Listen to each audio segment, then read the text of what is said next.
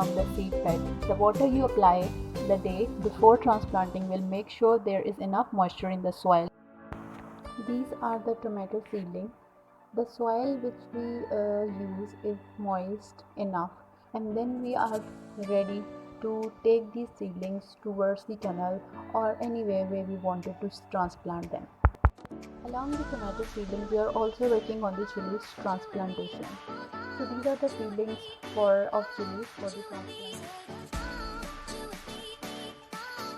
Make sure you have adequately prepared the field and that you have marked all the points for planting before you transplant vegetable seedlings, and also use the correct planting distance between rows and between the plants.